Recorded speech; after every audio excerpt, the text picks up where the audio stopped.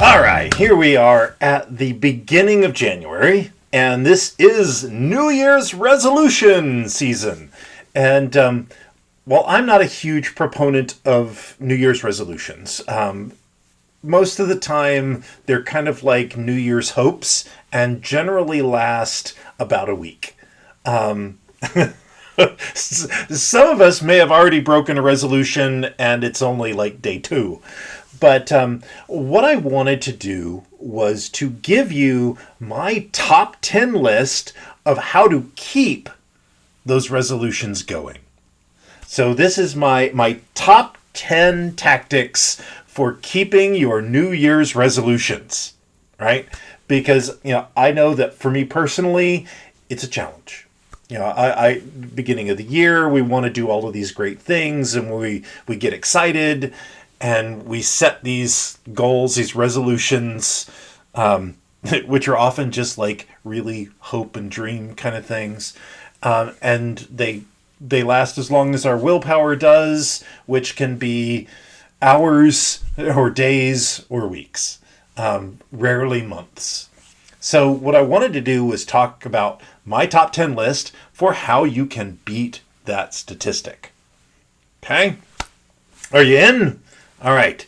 So coming in at number 10, the number 10 way that we can keep our resolutions is simplify and prioritize, right? This is one where so many times our resolutions look like just a Santa's list, right? I want a new body, and I want a new job, and I want a new money, and I want, blah, blah, blah, blah, blah, right? So it's this long list of everything. And what I would say is to focus on one or two big dominoes, right? What's the one thing that if you can keep that resolution will make all the difference for your 2025, right? Is it, finally getting yourself into a healthy state? Right? Not just lose weight, right? That's part of it, but into a truly healthy state where you've got energy, you've got flexibility, you feel good, right? Is that going to affect every other part of your life, right? What is that one big thing? Are you going to figure out a way to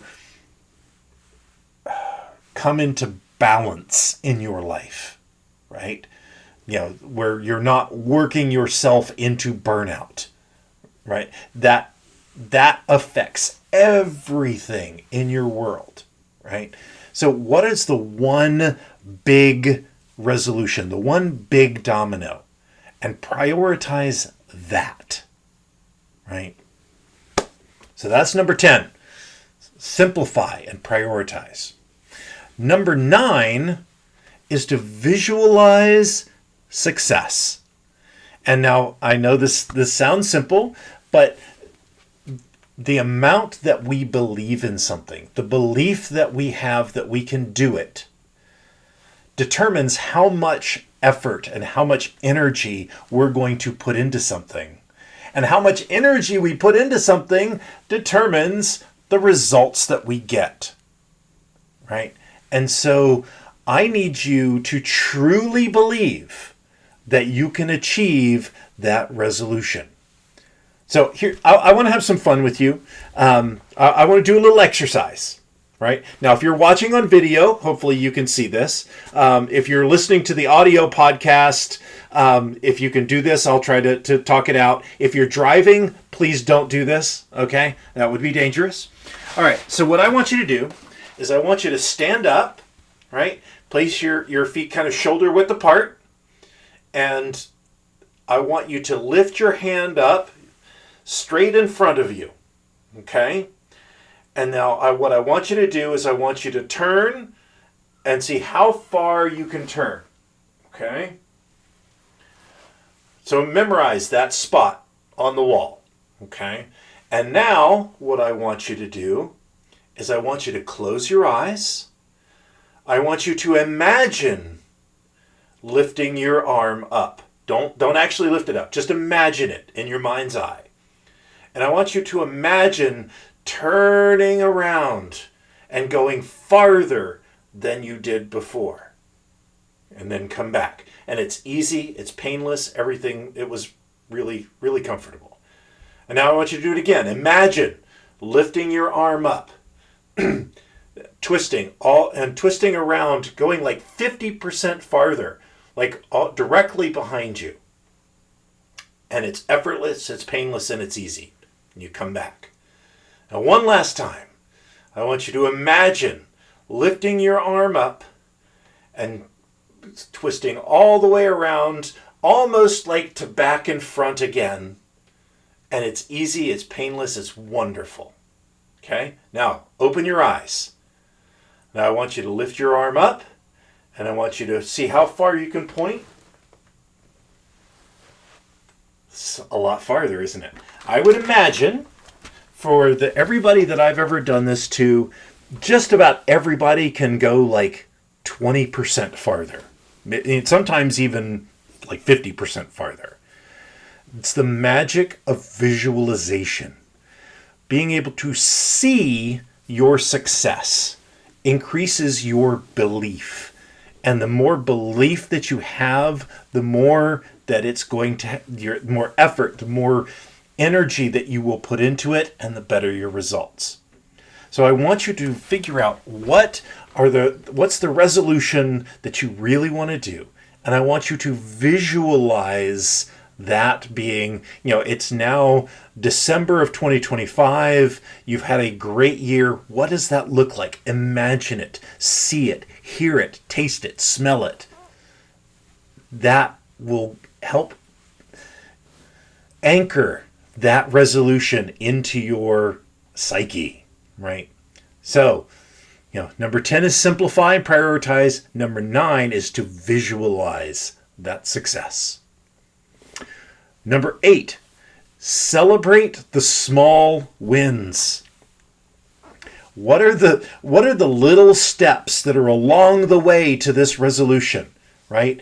Is it, I'm wanting to get healthy. I hired a personal trainer, right? That is awesome. What can you do for yourself to celebrate that win? Is it buying yourself a really nice workout outfit? Is it, going for a really tasty, healthy meal? Is it, buying yourself a little watch to track your exercise? Right? What is it that you can do for yourself as you have the small wins that help you keep on that path? Now, one warning that I will say here is we need to make sure that your rewards are not counterproductive to the resolution that you're after, right? If you're trying to be healthy and in alignment physically, don't make your reward, I get to eat an entire cheesecake, right? It sends the wrong message to your brain. It's like, oh, well, what am I want what I shouldn't have, right? So just be very careful with that. Find something that's in alignment with your purpose of your resolution. Okay. So number 8, celebrate the small wins. Number 7, set metrics for success. What gets measured gets done. End of story. So what are the things that are for your resolution that can be measured? Now, if you're doing something like health and wellness, a lot of times that's really easy. It's my weight, it's how much weight have I lost? A better measurement is like body measurements, right? I have this little tape here that I use for measuring my neck and my waist, all of that. Those inch measurements are much better than just weight, because the weight varies a fair amount. And, if you're going to work out, you're going to be putting on muscle, which is heavier than fat. So, in the last several months, I've been going to a personal trainer, and I've lost probably about 20 pounds in fat, but I've gained about 5 or 6 pounds in muscle, right? So my weight overall hasn't changed as dramatically as the body recomposition. So be careful what you're measuring. Make sure that it's valid. If it's money, again, very easy to measure. If I'm wanting to have 1,000 new clients, I can count those, right? So try to find something that is measurable. There are times when if our primary goal resolution is to lower stress and reduce burnout, that can be a little bit more challenging. So it becomes, how well am I sleeping? How many days have I meditated, right? So what are the things that you can measure that are in alignment with your resolution, right? So set those metrics. So that's number 7. Number 6, make your resolutions into SMART goals. Right. Now, if you've listened, I had a podcast episode a few days ago about the 3 levels of goals, right? Most resolutions generally are in that achievement goal range. Some do get into growth goals. Very rarely do they hit legacy goals. But for this argument, right, it's achievement goals. If you're trying to get healthy, if you're trying to, make a certain amount of money, that's achievement level goals. You need to make those into SMART goals, right? It's specific, measurable, actionable, time-bound, and relevant. I got the letters out of order, but you get it.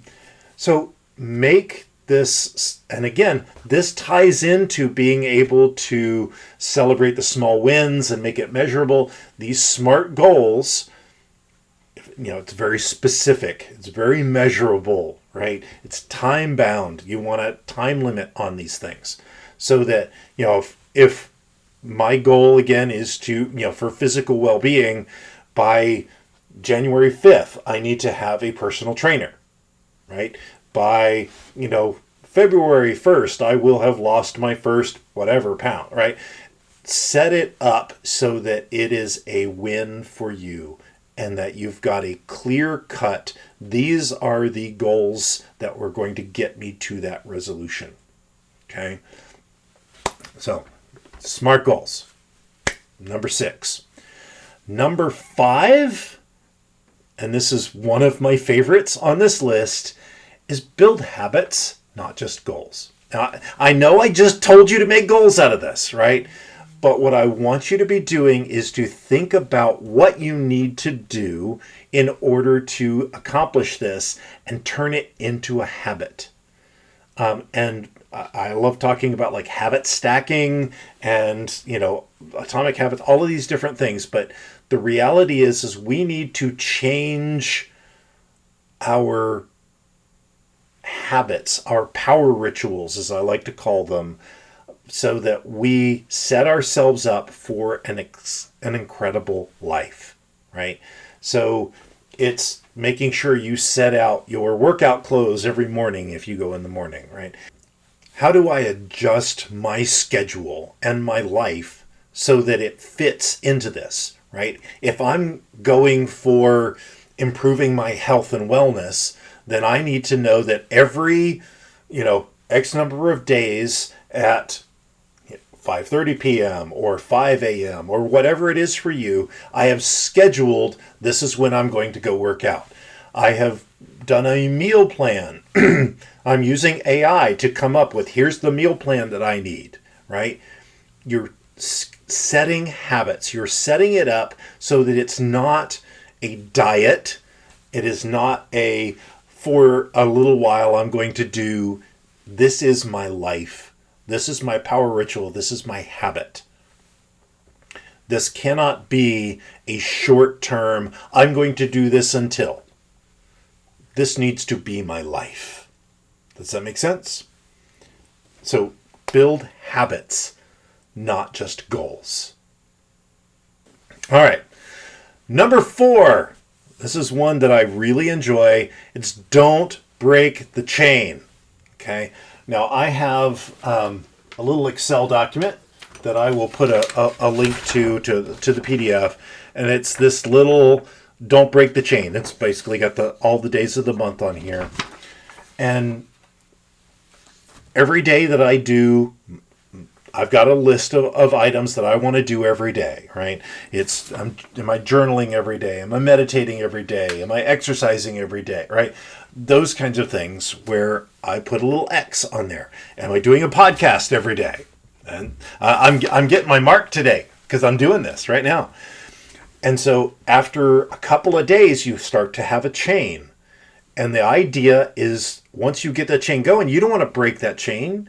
You've got that habit going. You've been doing it. Keep it going. And having this visual on my wall here helps keep me motivated because, there are days, I didn't do my podcast yet. I've got to go do it. Even if it's a short one, I'm just going to get in here and I'm going to talk for a minute, right? That cycle, that creating that mental, it's basically the gamification of our resolution. What are the things that we need to do in order to have success in our life, but specifically about this resolution? Am I going to do something every day? Did I eat well today? Did I, call on a client today? Did I, do my meditation and relaxation for today? Whatever your resolution is, make sure that you have a chain that will support that, right? Those habits. Make sure that you're tracking those habits that you're creating so that you can ensure your success. So that's number 4 is don't break the chain. Number 3 is to keep a journal. I know I've talked about this a lot. I keep a journal every day, right? For a long time, I didn't like journaling. I don't like the physical act of writing, and I had a hard time doing a journal until I found the bullet journal method. Ryder Carroll, I don't get anything for promoting this, but love the way that journaling works for that, right? It's bullet points. It's easy.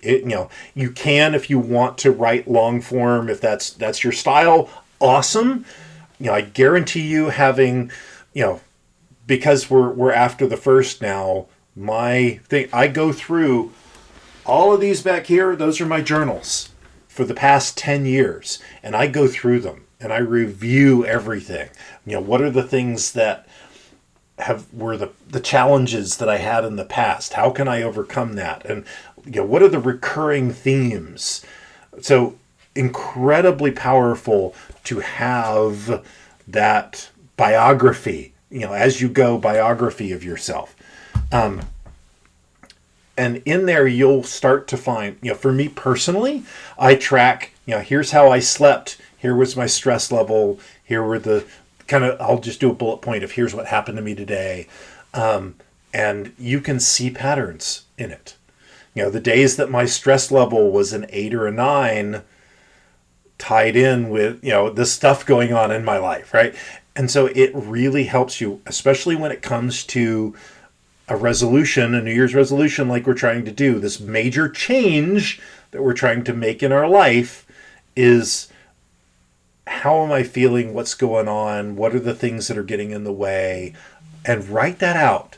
And a lot of times the act of writing it helps you realize and have epiphanies that you wouldn't have had otherwise. Okay. So really, really, really important. That's why it's number 3 is to keep a journal. Keep a journal on everything that you're doing. Okay. All right. So that's number 3. Number 2. Anticipate and embrace failure. We are all going to fail.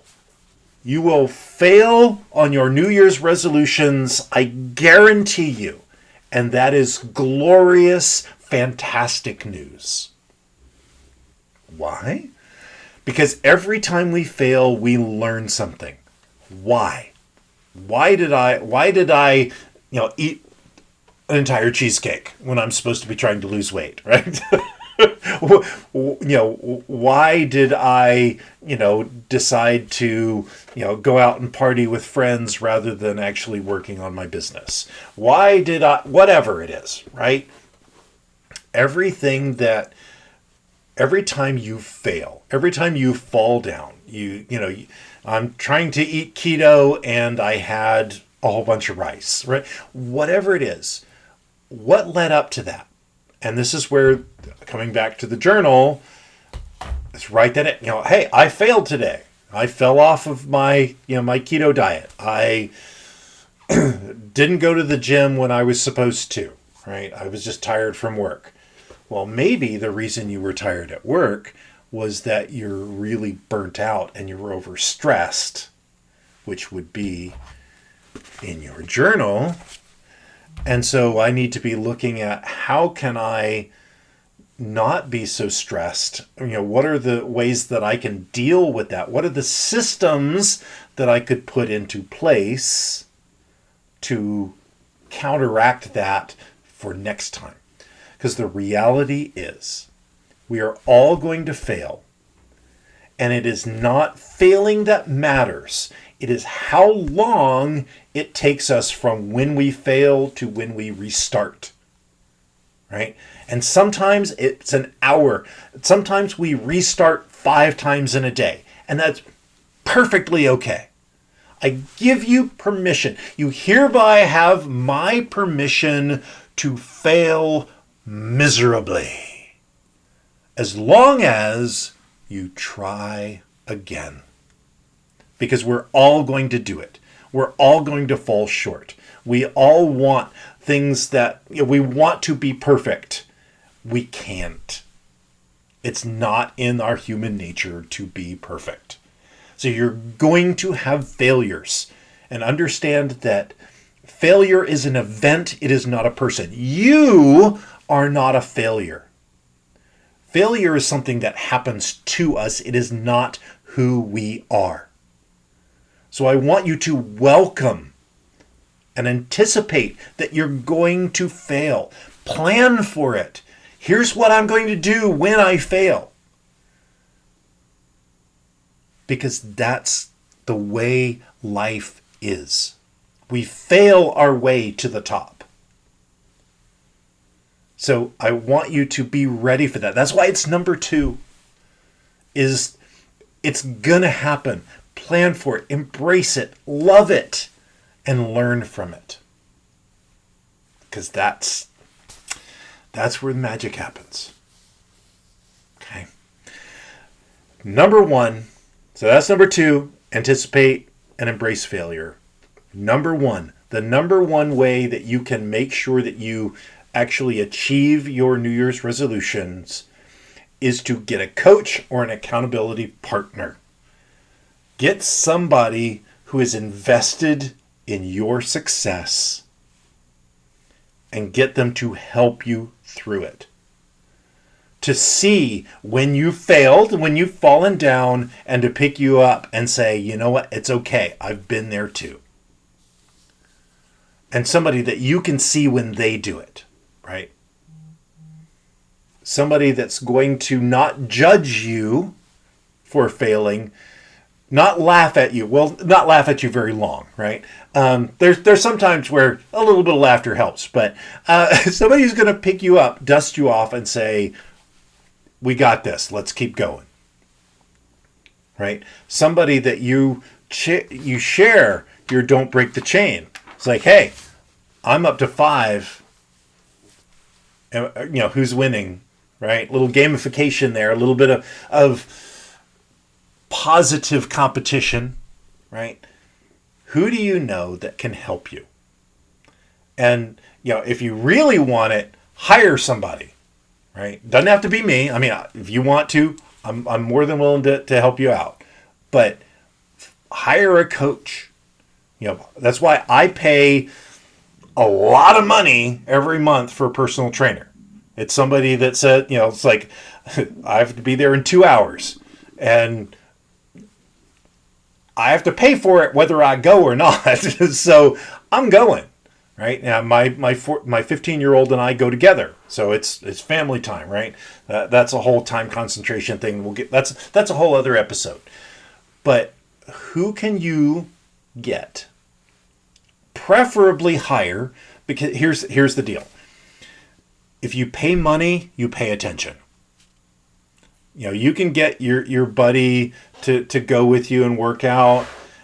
That's better than nothing. But the reality is, if you put your money, I'm paying hundreds, probably $1,000 a month to have somebody keep me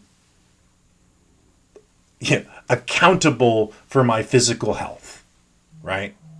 And there are days when I don't want to go. There was a podcast episode a couple of days ago where I went in and told my personal trainer that, so I didn't want to be here today. Didn't want to come. Didn't feel like working out. That's why I knew I needed to come. Right? But the reality is, even as much as, I like to think that I have arrived and I'm perfect, if I hadn't been paying Shane, I probably wouldn't have gone. But because I was paying for it and we had it scheduled, I went. And so you need that same level of accountability. So find an accountability partner that will make you better, that will make you do what you know you want to do while you want to do it. Because eventually there'll come a time where it's not going to be fun. Anything worth doing is not much fun once you get into it. And there's a natural resistance. If you read The War of Art, resistance gets in the way. Anytime we're trying to better ourselves, stuff comes up and it's like, well, my car's broken down, or I had this other thing come up, or there was a scheduling conflict, or the excuses are endless. And unless you've got someone there to make you do what you know you need to do, it can be challenging. So get yourself a coach. Get yourself an accountability partner. If you want me to be your coach, put coach down in the comments or send me a message or go to the thirdpowerperformance.com. I'm more than happy to do that. But find yourself somebody. Find a personal trainer at your gym. Find a stress coach, right? Whatever it is that you're trying to do, get that accountability and have somebody help you. Success is not a solitary sport. Success is a team sport. You can't do it all by yourself. And every person, from my experience, every person that says I did it all by myself is either delusional or lying. I don't do this by myself. I don't have a fantastic life just by myself. It doesn't work that way. You need accountability, you need coaches, you need support. So find it. So that's my top 10 list. Number 10 is simplify and prioritize. Come up with one resolution that really is going to make all the difference. Visualize your success. See yourself doing this. Do that exercise where you're looking around, right? Number 8 is celebrate the small wins. Understand that, give yourself rewards for making progress on those daily milestones.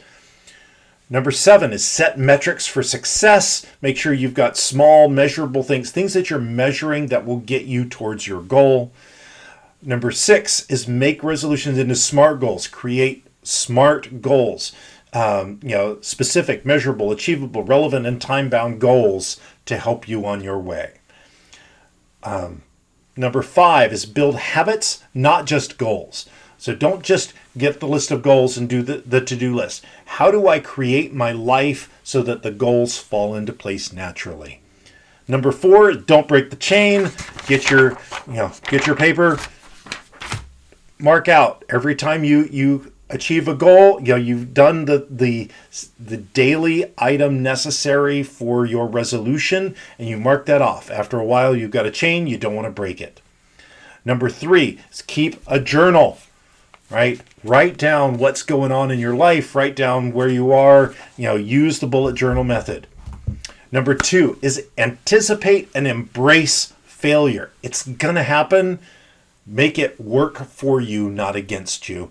And lastly, number 1 is get a coach or an accountability partner to make that resolution a reality. That list is how you will take your New Year's resolutions and make them just from this dream, this thing that I want to do, into a reality. Okay, so I look forward to your journey. I would love to hear your story. I'd love to hear what it is that you're trying to do. If you just want to put, here's my resolution that I'm going for, my big domino, in the comments, I will cheer you on and try to keep you accountable as much as I can. If you want me to be your coach, reach out. We can talk, figure out what we can do to help you. But I'm super excited for this year. I think it's going to be an amazing year for a lot of people, and I really, really want to see where it is for you. So until then, keep living your life to the third power, and we will talk again soon. Let me know what that resolution is. I really want to know. All right, talk to you soon.